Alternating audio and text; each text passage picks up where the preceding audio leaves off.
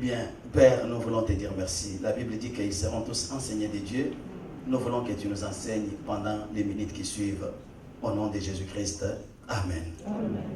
Parce que j'ai beaucoup parlé, je ne peux plus revenir sur les messages des dimanches passés et de l'autre dimanche. Je sais que c'était des messages formidables, très bien donnés. Même le message que nous avons eu lors de notre réveillon.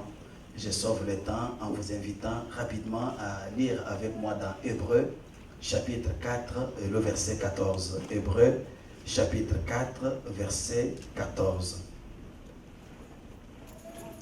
Nous restons encore dans le sacerdoce de Jésus-Christ.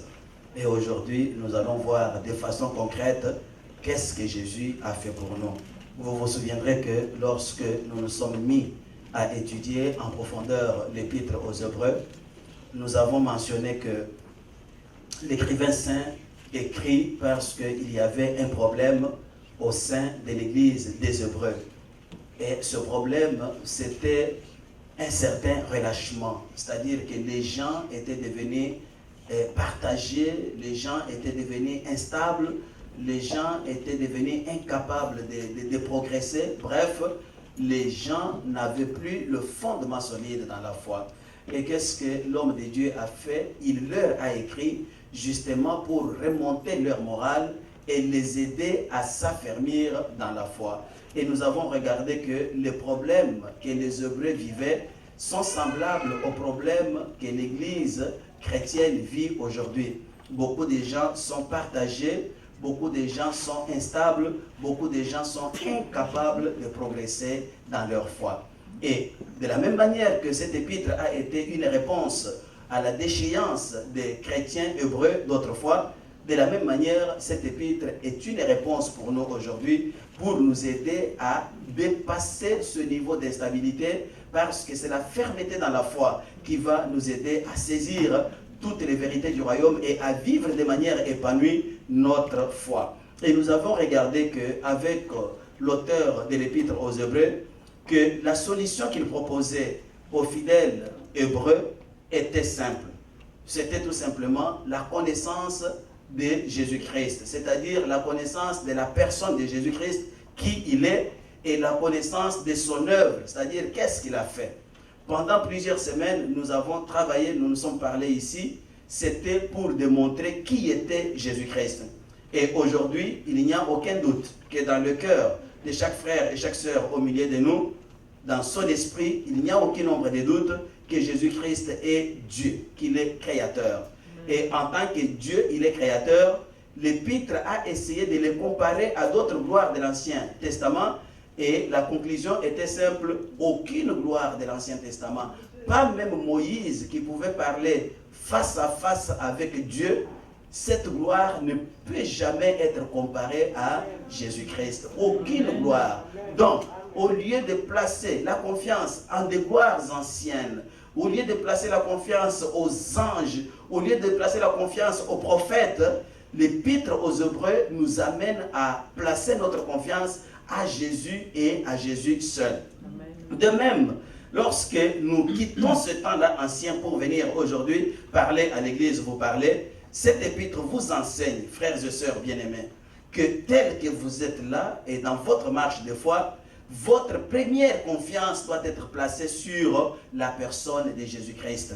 Votre confiance ne doit pas être placée sur un prophète, sur un docteur, sur un savant, sur un qui ceci, un qui cela, sur un homme qui fait des miracles. Non, non, non, non, non, non, non, non. Jésus-Christ est plus que tous ces gens-là. Vous ne placerez la confiance en un prophète, en un docteur, en un pasteur, que dans la mesure où lui-même place confiance en Jésus-Christ. Et dans la mesure où ce qu'il enseigne et ce qu'il dit est conforme à l'enseignement de Jésus-Christ. À partir du moment où il change de position, où il ne peut plus enseigner ce que Jésus-Christ a enseigné, que votre regard ne soit plus fixé sur lui, mais que votre regard reste fixé sur la croix. Et si vous faites ça, rassurez-vous que vous ne serez jamais instable dans votre foi. Vous ne changerez pas, parce que Jésus-Christ ne change pas, et nous l'avons vu. Et s'il ne change pas, comment moi je peux changer de position si je reste fixé sur lui? Eh bien, la deuxième chose que nous avions commencé l'autre dimanche quand nous nous sommes parlé, c'était de regarder maintenant l'œuvre de Jésus-Christ. En pratique là, qu'est-ce que Jésus a fait pour nous? Quelqu'un peut vous poser la question, mais vous croyez en Jésus, qu'est-ce qu'il a fait pour vous en peu de mots? Nous devons être capables de répondre. Et c'est à cette question que nous allons répondre aujourd'hui avec l'épître aux Hébreux. Nous avions commencé par comparer le sacerdoce de Jésus-Christ avec le sacerdoce d'Aaron pour montrer encore la supériorité du sacerdoce de Jésus-Christ sur le sacerdoce d'Aaron. Écoutez un peu de mots. Toutes les comparaisons qui apparaissent dans l'épître aux Hébreux, que ce soit la comparaison de Jésus avec les anges, que ce soit avec les prophètes, que ce soit avec les ténors dans l'Ancien Testament, les icônes même aux yeux de Dieu, aux yeux des hommes, que ce soit avec le service qui était fait par ceux qui l'ont précédé, comparé à Jésus-Christ, il n'y a aucune commune mesure. Donc, l'épître aux Hébreux établit la supériorité de Jésus-Christ sur tout et sur tous. Mais maintenant, qu'est-ce qu'il a fait de concret pour vous? Qu'est-ce qu'il a fait de concret pour moi? Nous lisons Hébreux chapitre 4, verset 14, et après nous reviendrons lire Hébreux chapitre 2, du 14e verset aussi, et nous allons descendre. La Bible dit ceci dans Hébreux 4, 14, que ainsi, puisque nous avons un grand souverain sacrificateur qui a traversé les cieux, Jésus, le Fils de Dieu, demeurons fermes dans la foi que nous professons. Puisque nous avons un grand souverain sacrificateur qui a traversé les cieux, Jésus, le Fils de Dieu, demeurons fermes dans la foi que nous professons aujourd'hui. Hébreux chapitre 2, versets 14 et 15, même jusqu'en bas, la Bible dit: ainsi donc, puisque les enfants participent au sang et à la chair, il y a également participé lui-même, afin que par la mort, il rende impuissant celui qui avait la puissance de la mort. Dans d'autres versions, on dit par la mort qu'il anéantit celui qui avait la puissance de la mort. Précision, c'est-à-dire le diable, pour ne pas laisser les choses dans le flou. Par son sang, il faut qu'il anéantisse celui qui avait le pouvoir de la mort, la puissance de la mort, c'est-à-dire le diable, et ainsi qu'il délivre tous ceux qui, par crainte de la mort, étaient toute leur vie retenus dans la servitude. Ainsi donc, puisque les enfants participent au sang et à la chair, il y a également participé lui-même, afin que par son sang, il anéantisse celui qui avait la puissance de la mort, c'est-à-dire le diable, et qu'il délivra tous ceux qui, par crainte de la mort, étaient retenus toute leur vie dans la servitude. L'une des vérités fondamentales que nous apprenons dans l'épître aux Hébreux est que Jésus-Christ est le souverain sacrificateur de la nouvelle alliance. Alors, en tant que souverain sacrificateur, sa fonction principale était d'offrir le sacrifice d'expiation en vue de l'obtention du pardon pour les péchés de son peuple. J'aimerais attirer votre attention sur une chose déjà à ce niveau. Personne ne doit ignorer que le grand problème de l'homme avec Dieu, c'est le problème de péché. Il n'y en a pas deux. Le grand problème de l'homme avec Dieu, depuis Adam et Ève, jusqu'à aujourd'hui, jusqu'au petit bébé qui vient de naître ce matin, l'unique problème qui oppose l'homme à Dieu, c'est le problème du péché. On entend par péché dans la Bible deux choses. Première chose, nous entendons par péché la désobéissance à la loi de Dieu. C'est-à-dire quoi? Lorsque Dieu dit, Guy Posé, lève-toi, toi tu dis, non, je ne vais pas me lever, c'est que tu as désobéi à Dieu. Et par voie de conséquence, tu as péché. Le deuxième sens, de par l'étymologie même du mot péché, le mot péché signifie manquer le but. C'est-à-dire, lorsque vous êtes un joueur de football et qu'on vous donne un penalty à tirer, on vous montre le poteau, vous tirez à côté, c'est que vous avez manqué le but. Et dans les choses de Dieu, quand on dit que pécher, c'est manquer le but, cela veut dire que lorsqu'un homme pêche, il se met en dehors de la vision de Dieu pour lui. Il rate le but pour lequel Dieu l'a créé. Il rate le but pour lequel Dieu l'a envoyé sur la terre. Vous savez que lorsque Dieu a créé l'homme, c'était pour que l'homme soit bien, pour que l'homme soit heureux. Il n'y avait pas de maladie. Cette terre n'avait même pas d'épines. Il n'y avait pas de mort. L'odeur de la mort ne se faisait même pas sentir. Il n'y avait pas de souffrance. On ne savait pas comment pleurer. Mais à partir du moment où l'homme a péché dans le jardin d'Éden, il s'est lui-même écarté de la vision de Dieu.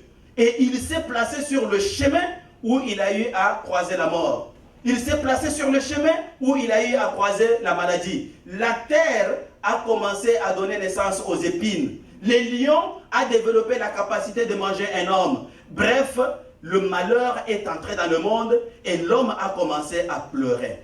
La Bible dit que tous ont péché et tous sont privés de la gloire de Dieu. C'est-à-dire quoi?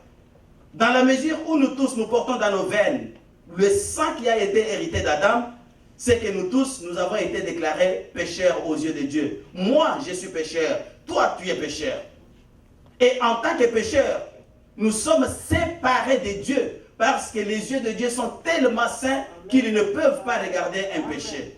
Voilà pourquoi je vous ai fait comprendre que le premier problème et le grand problème de l'homme avec Dieu, c'est le problème du péché. Eh bien, la conséquence directe et immédiate du péché, c'est quoi? C'est la séparation de l'homme avec Dieu. L'homme quitte le parapluie de Dieu. Et parce que vous avez quitté le parapluie de Dieu, il y a quelqu'un d'autre qui vous ramasse par la force des choses. Maintenant, pour que nous puissions rétablir la communion avec Dieu, il est impératif que nous puissions d'abord obtenir le pardon des péchés. Parce que c'est le péché qui est une barrière, qui est la barrière qui nous empêche d'approcher du trône de Dieu. Nous ne pouvons pas, en tant que pécheurs, nous approcher du Dieu. Dieu ne peut même pas nous regarder. Mais parce que Dieu, dans son amour, veut que nous puissions un jour nous approcher de lui, alors la toute première chose à faire, c'est quoi? C'est qu'il faut que les péchés soient effacés. Je ne parle pas ici de votre propre confession des péchés. Votre propre confession des péchés ne suffit pas. Il fallait d'autres moyens que Dieu a utilisés pour d'abord effacer totalement le péché et vous donner le pardon. Quand vous obtenez le pardon de Dieu, Dieu vous pardonne, alors vous êtes admissible à la communion avec Dieu. Et dès que vous êtes admissible à la communion avec Dieu, alors vous êtes admissible à la vision que Dieu avait pour vous avant la fondation du monde. C'est que cette vision peut devenir concrète et pratique dans votre vie. Lorsque nous rentrons dans le sacerdoce aronique, nous voyons que le souverain sacrificateur Aaron, une fois par an, il entrait dans le lieu très saint pour offrir le sacrifice d'expiation afin d'obtenir le pardon pour les enfants d'Israël dans le désert. Pourquoi? Parce que sans ce pardon, aucune communion ne pouvait être imaginée entre Israël et Dieu. Mais comme on était dans une phase transitoire, Dieu avait pourvu avec le souverain sacrificateur une seule fois par an. Quand il entrait dans le lieu très saint, il devrait y entrer avec du sang d'un sacrifice, du sang d'un agneau, d'un taureau, parce que sans effusion de sang, il n'y a point de pardon des péchés. Partout où on parle de pardon des péchés, surtout dans le langage biblique, il faut absolument que le sang coule ou que le sang ait coulé. Pourquoi? Pour la simple raison que dans la philosophie de Dieu, le salaire du péché, c'est la mort. Donc, à partir du moment où une personne pêche, l'unique amende qu'il faut payer, ce n'est pas une amende en argent, mais c'est le sang. Parce que vous avez péché, vous devez, pour purger votre peine, vous devez apporter le sang. Voilà pourquoi la Bible dit que sans effusion de sang, il n'y a point de pardon. C'est ainsi que, pour que Dieu accorde le pardon à Israël, Aaron devrait entrer une fois par an dans le lieu très saint avec du sang. D'abord, du sang pour lui-même, pour obtenir le pardon pour lui-même parce qu'Aaron était un homme pécheur. Et ensuite du sang pour obtenir le pardon pour le peuple. Et lorsqu'il entrait dans le lieu très saint, il se présentait devant l'arche de l'Alliance et il aspergeait le sang sur le propitiatoire entre les deux chérubins. Et pendant ce temps-là, le peuple était dehors en prière, en silence des morts, en train d'attendre que Aaron puisse sortir. Parce que s'il ne sort pas, cela implique que leurs péchés n'ont pas été effacés. Et si leurs péchés n'ont pas été effacés, cela implique qu'il n'y a aucune communion entre eux et Dieu. Donc, ils sont à la merci de tous leurs ennemis. Voilà pourquoi ils attendaient et ils retenaient leur souffle. Et lorsque Aaron sortait, ou lorsque le souverain sacrificateur sortait du lieu très saint, le peuple poussait des grands cris et lui levait les mains pour le bénir. Et tout le peuple était dans la joie parce qu'il savait que Dieu a enlevé leurs péchés, Dieu leur a pardonné et maintenant la communion est rétablie avec eux.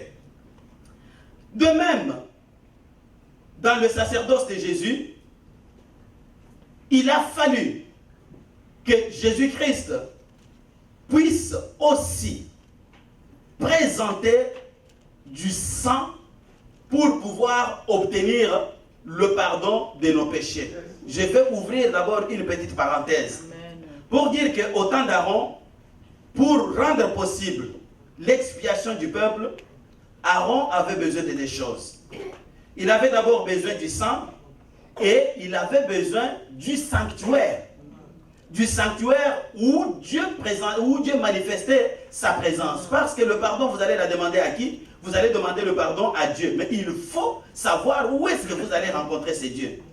Avant la fabrication du sanctuaire, du tabernacle dans le désert, Aaron n'avait jamais présenté le sacrifice d'expiation. Il n'avait jamais fait ça. D'ailleurs, Aaron n'était même pas encore consacré en tant que souverain sacrificateur. Donc, deux choses importantes pour qu'on puisse parler de l'expiation et de l'obtention du pardon. Un, le sang, et deux, le sanctuaire. Il faut qu'il y ait un sanctuaire où Dieu manifeste sa présence. Voilà pourquoi il y avait le tabernacle avec le lieu très saint où était l'arche de Dieu et que personne ne pouvait voir, si ce n'est qu'une fois par an, le souverain sacrificateur lui-même. Alors, lorsque le souverain sacrificateur de la nouvelle alliance, Jésus-Christ, arrive, il s'inscrit absolument dans ses paramètres. Donc, pour obtenir le pardon des péchés pour son peuple, pour nous tous, il lui fallait un, du sang, et deux, un sanctuaire. Amen, Église. Amen. Retenez cela, c'est très important. Alors, il avait besoin du sang et du sanctuaire. Mais à la différence d'Aaron, son sacrifice n'a pas été le sang des boucs. Son sacrifice n'a pas été le sang des taureaux ou des agneaux. Son sacrifice a été son propre sang. Amen. La Bible déclare que ce n'est pas par les choses périssables que nous avons été rachetés de la vaine manière de vivre, de la vie des péchés que nous avons hérité de nos pères. Ce n'est pas par le sang des veaux, ce n'est pas par le sang des boucs, mais c'est par le sang précieux. Pourquoi ce sang est précieux? Ce sang est précieux parce qu'il n'y en avait pas de pareil sur la terre tout entière. Lorsque vous lisez l'Apocalypse, la Bible vous dit que Jean, dans la vision, il a entendu la voix et il a vu quelqu'un qui était assis sur le trône et avec un livre de rédemption entre ses mains. Et une voix a crié: qui est digne de prendre le livre et d'en rompre le sceau? Et la réponse était claire que personne. Alors personne. Dans le ciel, personne. Sur la terre, personne. En dessous de la terre, personne. Personne n'a pu être trouvé digne. Non seulement de s'approcher, pas même d'ouvrir, mais pas même de s'approcher du livre. Personne. Tous les anges ont baissé leur tête. Tous les démons ont baissé leur tête. Lucifer, là où il était, il a baissé sa tête. Personne n'a pu être trouvé digne. Et la Bible continue que Jean a vu quelqu'un se déployer comme un agneau. C'était l'agneau de Dieu qui s'est avancé et qui a pris le livre de la main droite de celui qui était assis sur le trône.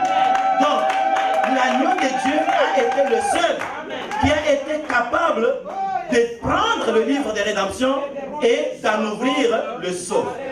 Pourquoi? Parce que pour prendre ce livre et en rompre le sceau, il fallait payer un prix.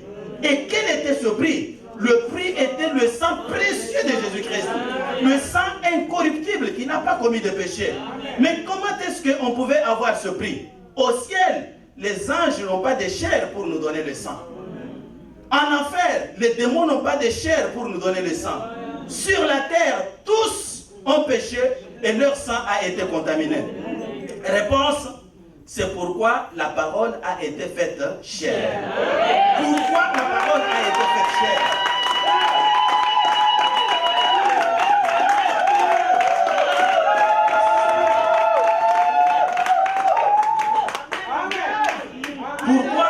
Pourquoi la parole a été faite chair? La parole a été faite chair pour que Jésus-Christ puisse naître d'une vierge. Pourquoi Jésus-Christ devrait naître d'une vierge? Parce que le péché originel ne peut pas transiter par le ventre d'une vierge. Écoutez-moi bien, frères et sœurs. Lorsque Dieu a créé Adam et Ève, ils étaient purs tous deux. Ils n'avaient pas connu le péché.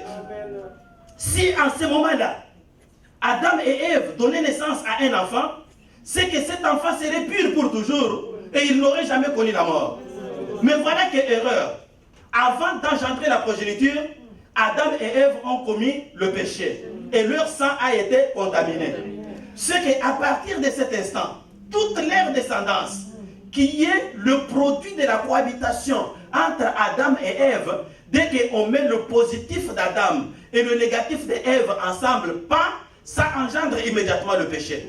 Mais sans que les deux, le positif et le négatif, puissent être connectés, la possibilité que le péché se manifeste est totalement exclue. Voilà alors pourquoi la parole, en décidant de se faire chair, va décider de passer par le sein d'une vierge. Étant donné l'absence d'un mâle qui a péché, pour qu'il y ait la connexion et provoquer une vie qui est automatiquement frappée de péché, ce qui fait que l'enfant à naître, Jésus-Christ, qui a été conçu par la Vierge, a été exempt du péché. Et par voie de conséquence, il a été exempt même de la mort. Voilà pourquoi le sang qu'il portait, lui, était le sang précieux qui ne pouvait pas avoir touché le péché. Et c'est avec ce sang-là qu'il fallait décontaminer tous les sangs qui avaient été corrompus depuis Adam et Ève jusqu'à la fin des temps. Donc c'est avec ce sang-là qu'il fallait obtenir la rédemption du monde. Voilà pourquoi la Bible dit que c'est l'agneau de Dieu qui s'est levé, qui s'est approché, qui a pris le livre et qui seul a été capable d'en rompre le sceau. Donc nous disions qu'à la différence du sacerdoce d'Aaron, dans le sacerdoce de Jésus-Christ, on n'a pas besoin du sang des boucs. On n'a pas besoin du sang des chèvres, du sang des poules et des taureaux. C'est le sang de Jésus-Christ lui-même. Donc Jésus était à la fois souverain sacrificateur et sacrifice. Lui-même est sacrifice. Lui-même est l'agneau de Dieu qui ôte le péché du monde. Voilà la première chose. À l'instar d'Aaron, il avait besoin du sang, mais à la différence d'Aaron, il n'a pas eu recours au sang des boucs. Il n'a pas eu recours au sang de veau, mais il a eu recours à un sang pur qui est son propre sang. À la différence d'Aaron aussi, Jésus n'est pas entré dans le sanctuaire céleste, puisque je vous ai fait comprendre que pour faire l'expiation, on a besoin de deux choses. On a besoin du sang et on a besoin du sanctuaire. Aaron devrait entrer dans le lieu très saint, c'est dans le sanctuaire. Mais à la différence d'Aaron, Jésus n'est pas entré dans le sanctuaire terrestre. Pourquoi? Rappelez-vous que lorsque Moïse a répondu au rendez-vous de Dieu à la montagne de Sinaï, lorsque Dieu lui a donné le design du tabernacle, Dieu insiste en disant à Moïse, prends soin de tout faire selon le modèle que je t'ai montré à la montagne. Qu'est-ce que cela veut dire? Cela veut dire que Dieu avait ouvert le ciel. Et Dieu a montré à Moïse un modèle. Pendant qu'il parlait à Moïse, il lui montrait le modèle. Il dit, tu vas construire le tabernacle. Le tabernacle aura le parvis. Il lui montre le parvis du vrai tabernacle qui est au ciel. Il lui montre le lieu saint, il lui montre l'arche, il lui montre le lieu très saint, il lui montre tout. Donc, avant de parler du tabernacle qui existait sur la terre dans le désert, il faut fixer dans l'esprit que ce tabernacle n'a été qu'une copie. Et que l'original, lui, était au ciel. Et maintenant, parce que nous avons un grand souverain sacrificateur qui est différent d'Aaron, et parce qu'il a entre ses mains le sang le plus précieux qui puisse exister, il ne pouvait pas, avec le sang précieux, entrer dans la copie d'un sanctuaire. Il fallait qu'il entre dans le sanctuaire qui est original. C'est ce que nous avons lu quand nous disons que, puisque nous avons un grand souverain sacrificateur qui a traversé le ciel, il a traversé le ciel. Mais il allait où? Il a traversé le ciel pour entrer dans le sein des sanctuaires célestes, parce que c'est là qu'il allait faire l'aspersion de son propre sang pour obtenir le pardon de nos péchés et pour que nous puissions être qualifiés à la communion avec Dieu. Bien des gens oublient cette vérité aujourd'hui. Bien des gens s'imaginent encore qu'ils sont en train de vivre dans leur péché. Non, avec l'œuvre de Jésus-Christ, tout le péché a été effacé. Donc, ce que vous commettez aujourd'hui, vous êtes en train de vous salir et de vous corrompre parce que vous le voulez. C'est-à-dire, si vous ne voulez pas vous corrompre, vous n'allez pas vous corrompre. Parce que le péché a été effacé une fois pour toutes. Une autre chose que je veux vous faire comprendre, un détail très important, c'est que toutes les fois que le souverain sacrificateur entrait dans le lieu très saint, et vous savez que le lieu très saint était barré par un rideau. Ce rideau, c'était une barrière entre le monde des pécheurs et la sainteté de Dieu. Mais toutes les fois que le souverain sacrificateur entrait dans le lieu très saint, le jour de l'expiation, il devrait avoir une corde attachée au pied.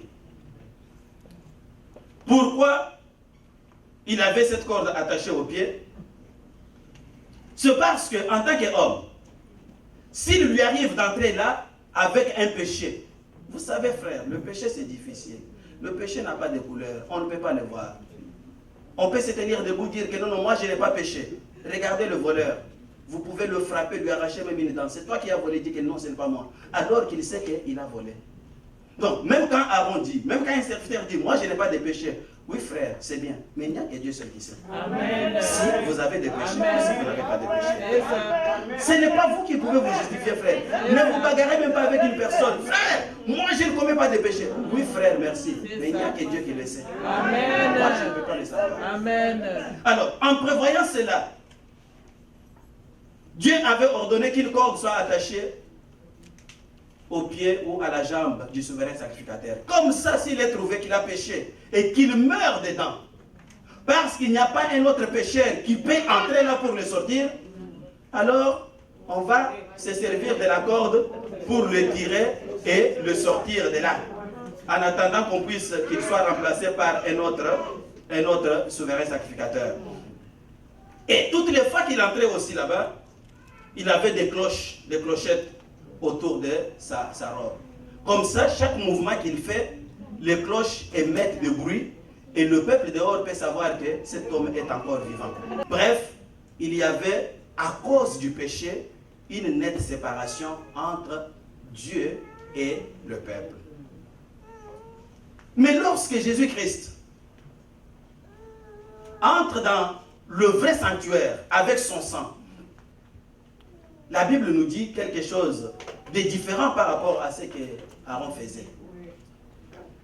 Que lorsqu'il s'est placé devant la porte du lieu très saint, le rideau qui faisait office de barrière, il s'est déchiré. Et le vrai rideau qui s'est déchiré, c'était le rideau du sanctuaire céleste. Et quand le rideau s'est déchiré en haut, ou le voile, comme vous l'appelez, s'est déchiré en haut, dans la copie sur la terre, le voile s'est aussi, à la même minute, déchiré. Regardez, c'est Jésus-Christ à la croix. Quand il rend l'âme là-bas, quand il rend l'âme, il dit, je remets mon âme entre tes mains, c'est qu'il est directement monté dans le lieu très saint. Et quand il est monté directement dans le lieu très saint, le voile qui servait de barrière, en voyant le sang précieux entre les mains de Jésus-Christ, le voile s'est déchiré. C'est comme pour dire que la barrière est tombée pour permettre à l'homme de Galilée d'entrer et d'aller obtenir l'expiation des péchés de son peuple. Et lorsque le voile s'est déchiré au ciel, sur la terre, la Bible dit que de haut en bas, le même voile s'est ouvert et s'est déchiré. Il n'est pas question ici d'entrer dans le sanctuaire céleste avec une corde au pied. Le Fils de l'homme n'avait pas besoin de la corde au pied. Quand il est entré, c'est le voile lui-même qui a cédé le passage. Alors, parce que le voile a cédé le passage, cela veut dire que la porte du sanctuaire céleste est restée ouverte.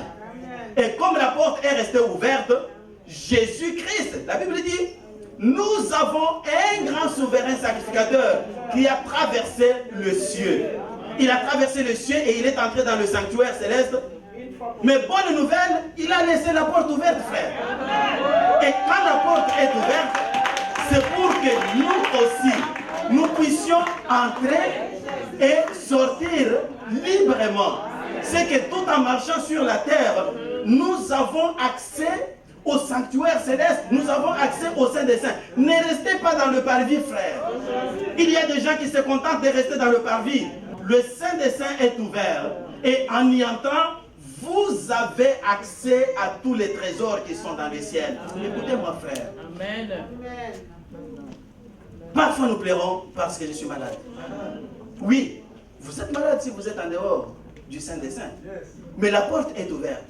Entrez jusque dans le Saint des Saints. Et quand vous arrivez dans le Saint des Saints, là il n'y a que la santé. Quand vous quittez le Saint des Saints, vous repartez avec la santé. Les choses sont claires. Vous avez une faille matérielle quelconque, une faille même à n'importe quel niveau. Tous les trésors de la sagesse, n'est-ce pas, et tous les trésors de la connaissance, c'est caché dans le nom de Jésus-Christ. Donc, voilà la toute première chose, si je peux me résumer, la toute première chose fondamentale que Jésus-Christ a faite pour nous. Qu'est-ce qu'il a fait? Eh bien, il a livré son sang pour nous, et avec son sang, il a obtenu pour nous le pardon de nos péchés, et il a déchiré le voile pour nous permettre d'entrer librement et de sortir librement dans le sanctuaire céleste, dans la face de Dieu. Ça, Moïse ne l'avait jamais fait. Ça, Aaron ne l'avait jamais fait. Ça, n'importe quel apôtre ou n'importe quel prophète sur la terre ne le fera jamais. Il n'y a personne qui offrira du sang pour vos frères. Et il n'y a personne qui pourra ouvrir le sanctuaire céleste, déchirer le voile pour que vous ayez accès à la présence de Dieu. C'est qu'aujourd'hui, nous sommes qualifiés pour avoir accès direct à la présence de Dieu. Voilà pourquoi nous devons marcher sans inquiétude.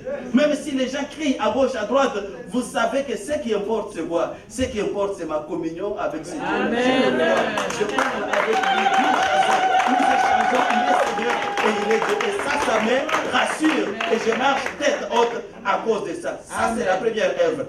Et la deuxième chose, c'est ce que nous avons lu dans Hébreu. Toujours avec le même sang. La Bible nous dit, dans le texte hébreu que nous avons lu, que parce que les enfants participent au sang et à la chair, en d'autres termes, parce que les humains ont la chair, ils ont le sang, eh bien, Jésus a également pris la chair et le sang. Mais pourquoi il a également pris la chair et son sang? Afin que par la mort, c'est-à-dire quand il va mourir, quand il va verser son sang, qu'il anéantisse celui qui avait la puissance de la mort. Deuxième chose importante que Jésus-Christ a fait pour nous, il a anéanti pour nous le diable. Amen. Je répète, il a anéanti. Anéantir signifie que c'est rien, rien, rien. Le diable n'est rien. Si vous avez peur du diable aujourd'hui, c'est parce que vous n'avez pas compris que le diable a été anéanti. Amen. Mais pour celui qui a compris que le diable a été anéanti, même à travers le cimetière, il ne peut pas avoir peur. Parce qu'il sait bien que j'ai affaire à un adversaire qui n'a pas d'armes, qui n'est pas armé. J'ai affaire à un lion. La Bible dit que le diable rôde autour de vous comme un lion. La Bible ne dit pas que le diable rôde autour de vous, il est un lion. C'est différent, frère, lorsqu'on parle. On dit que comme un lion. C'est-à-dire qu'il projette l'image d'un lion qui fait la terreur, qui terrorise. Mais en fait, il n'est pas un lion. Il a déjà perdu toute la puissance parce qu'il a été anéanti. Et parce qu'il n'est pas un lion, 100 ans, sans griffes, qu'est-ce que le lion peut faire? Si aujourd'hui on sort un lion de la brousse, on lui arrache toutes ses dents, on lui coupe toutes ses pattes, on l'abandonne ici. Vous pouvez aller, le lion ne fera rien. Il ne peut pas vous donner un coup de tête. Amen. Donc, il a anéanti. Quand vous comprenez cela qu'il a anéanti, frères et sœurs bien-aimés, et la Bible continue pour dire que, et il a délivré tous ceux qui, par crainte de la mort, je souligne bien crainte de la mort, ce qui donne le pouvoir au diable pour travailler dans la vie de quelqu'un, c'est la peur. C'est ça. Il va vous faire comprendre que non, vous ne pouvez pas réussir ici. Alors vous vous dites, non, j'ai peur d'échouer. Alors le diable s'est fait. Regardez le texte que Papi a partagé avec nous il y a 2 semaines. Lorsque Pierre a regardé la fureur de la tempête, qu'est-ce que Pierre a fait? Il a eu peur. Il a eu peur. Pourquoi Dieu mentionne la toute première chose? Il y eut peur. Et après, on va vous dire qu'il a commencé à couler. D'abord peur. Jusqu'aujourd'hui, votre maladie là, mais vous ne trouvez pas que c'est grave ça? Non, avec ça, on ne peut pas vivre. Vous allez mourir. Et immédiatement après, vous comprenez que vous allez mourir, vous l'acceptez, et la mort vient après. La crainte de la mort, frère. La peur, la peur, la peur, la peur. La peur, la peur, la peur, la peur. C'est ce qui donne au diable le droit de citer sur votre vie. Mais si vous savez que vous avez un grand souverain sacrificateur, vous ne pouvez pas avoir peur. La Bible dit ceci, la Bible dit que soumettez-vous à Dieu. Ça, c'est ce que beaucoup de gens ne veulent pas reconnaître. Soumettez-vous à Dieu, c'est-à-dire obéissez à Dieu. Pourquoi? C'est pour que le péché puisse être effacé. Puisque c'est le péché qui met la barrière entre vous et Dieu. Tant que cette barrière existe, le diable a droit de citer sur vous. Mais lorsque l'épître de la Bible dit que soumettez-vous à Dieu, cela veut dire éloignez vos péchés, soyez purs avec votre Dieu. Dès que cette condition est réalisée, la Bible ajoute, résistez au diable. Et qu'est-ce que le diable va faire? C'est le diable qui va fuir. Mais vous devez lui résister. Quand le diable avance, n'est-ce pas? Vous aussi avancez. Le diable avance, vous aussi vous avancez. Ne vous arrêtez pas. Parce que quand vous vous arrêtez, lui va marquer un pas de plus. Mais il avance, vous avancez. Mais ce qui est certain et sûr, d'après la parole de Dieu, c'est que le diable, lui, va fuir. C'est lui qui va tourner. Il y a beaucoup de textes qui peuvent qui nous donnent beaucoup de révélations. Si nous rentrons dans Exode, quand la Bible dit que vous servirez l'Éternel, votre Dieu, il vous bénira. Si vous lisez la suite de ce texte, il est dit quelque part qu'il tournera le dos à vos ennemis. C'est-à-dire que ceux qui venaient vers vous, tourner le dos, cela veut dire quoi? C'est qu'il a fait marche arrière et il a détalé. Bref, pour le résumer, je vais vous faire comprendre que Jésus-Christ a fait 2 choses importantes pour nous. 2 choses que vous devez fixer dans votre cœur. 1, il a versé son sang pour que nous puissions obtenir le pardon et par voie de conséquence la communion avec Dieu. Et il nous a ouvert le chemin du sanctuaire céleste. Ainsi, tous nos besoins, tous nos problèmes, toutes nos difficultés, nous allons les régler dans le sanctuaire céleste parce que c'est là qu'il y a tout dans la présence de l'Éternel. De 2, toujours avec son sang, il a anéanti notre ancien colonisateur. C'est-à-dire le diable a été mis hors d'état de nuire. Et il a délivré tous ceux qui, par crainte de la mort, étaient retenus toute leur vie, pas un jour, toute leur vie dans la servitude. Donc, à partir de cet instant-là, vous êtes des hommes libres, vous êtes des femmes libres, capables de dire au diable, hey, au nom de Jésus-Christ, va-t'en et il s'en va. Je vais terminer en vous rappelant ça. Quand la Bible dit que voici les miracles qui accompagneront ceux qui auront cru, en mon nom, ils chasseront les démons. C'est pour dire que le diable a déjà été anéanti. Vous avez seulement à parler au nom de Jésus-Christ, il prend fuite. Et je vous l'ai déjà dit que avant Jésus-Christ, il n'y a personne qui avait chassé un démon. Abraham n'a jamais chassé un démon. Moïse n'a jamais chassé un démon. Tous les prophètes n'ont jamais chassé un démon.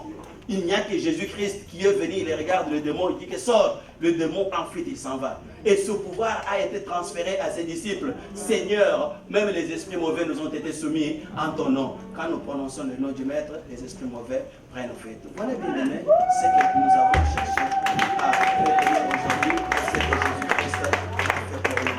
Alors nous nous tenons debout et nous allons prier Dieu. Merci.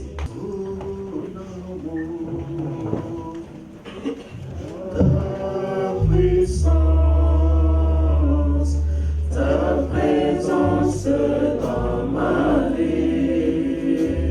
Chantons ton amour, ta puissance, ta présence dans ma vie. chantons l'amour de Dieu, Ton amour, ta puissance, ta présence dans ma vie. Je vais t'adorer de tout mon cœur. Je vais t'adorer de toute mon âme. Je vais t'adorer de toute ma force, car tu es mon Dieu.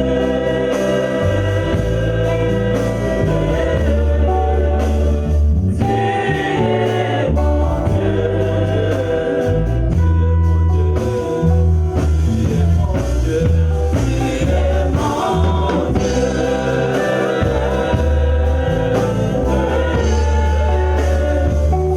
mon Alléluia, Alléluia.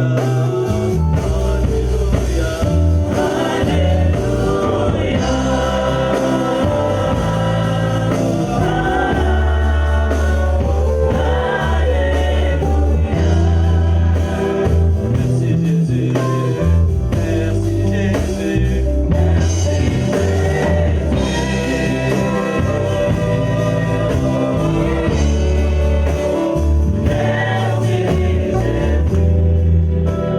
Élève maintenant ta voix, dis-lui merci pour le sacrifice de la croix. Dis-lui merci pour le sang précieux qui a ôté le péché, tous les péchés de ta vie. Dis-lui merci pour l'anéantissement de celui qui t'est colonisé parce que tu es devenu un homme libre à cause du sacrifice de Jésus-Christ. Élevons nos voix et prions. Alléluia.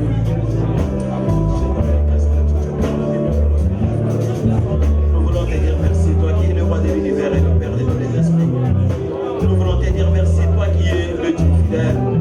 Nous voulons te dire merci, toi qui es le rocher de tous les âges. Nous voulons te dire merci, toi qui es l'éternel des armées. Merci pour l'œuvre de la croix. Merci pour l'œuvre de la croix. Merci pour l'œuvre de la croix. Merci pour l'œuvre de la croix. Merci pour l'œuvre de la croix. Merci pour l'œuvre de la croix. Au nom de Jésus-Christ. Alléluia. Alléluia. Alléluia. Alléluia. Alléluia. Alléluia. Une minute, bien-aimé. Tu as compris que le chemin du sanctuaire céleste nous a été ouvert. Peut-être que tu es là dans la salle. Un fardeau sur ton cœur, une maladie, un problème non résolu qui te tourmente. J'aimerais t'inviter à lever la main là où tu es. Et nous allons ensemble, nous tous, rentrer dans le sanctuaire céleste. Nous allons revendiquer ce qui se trouve dans le lieu très haut. Nous allons nous mettre au pied de Jésus-Christ. avec le sang non corruptible. Lui qui est entré avec le sang précieux de sang pur. Il a laissé la porte ouverte. Entrons avec lui, allons au-delà du voile et parlons-lui en faveur de nos frères. Parlons-lui en faveur de nos sœurs. Disons-lui, Seigneur, nous ordonnons que tout ce qui a été comme barrière, tout ce qui a foudroyé la vie de ces hommes et de ces femmes, que cela puisse être éradiqué automatiquement, obligatoirement, au nom de Jésus-Christ. Alors, nous qui n'avons pas levé nos mains, associons-nous à nos frères et nos sœurs, entrons dans le sein des saints, revendiquons leur délivrance, revendiquons tout ce que leur cœur désire aujourd'hui. Par le puissant nom de Jésus, nous prions aux âmes. Yahweh, je suis en train d'élever ma voix vers toi. Et je m'associe à mon frère. Je m'associe à ma sœur qui a reconnu que le chemin du ciel nous a été ouvert. Et je l'accompagne dans le lieu très saint parce que la porte nous est laissée ouverte. Et je viens revendiquer à cause du sang de Jésus-Christ de Nazareth ce que mes frères, ce que mes sœurs sont en train de désirer en ce moment même, ô Dieu fidèle. Ils sont venus au devant de toi, toi le Dieu qui donne la vie aux morts, toi le Dieu au devant de qui rien n'est impossible. Accorde la guérison à ceux qui sont malades, accorde la délivrance à ceux qui étaient encore à cause de leur propre peur dans les chaînes de l'ennemi, que les chaînes tombent et qu'ils soient libres au nom de Jésus-Christ. Et ceux qui ont les cas difficiles, peu importe le nom que ces cas peuvent porter, Seigneur, je suis en train de les remettre entre tes saintes mains, afin que toi tu les décharges, selon qu'il est dit que venez à moi pour tout ce qui est fatigué, venez à moi pour tout ce qui est chargé, et je vous donnerai du repos à cause de ton grand amour. Donne du repos à mon frère, donne du repos à ma soeur, que le désir de son cœur s'accomplisse parce que le sang l'a donné, le sang de la nouvelle alliance, le sang de la restauration.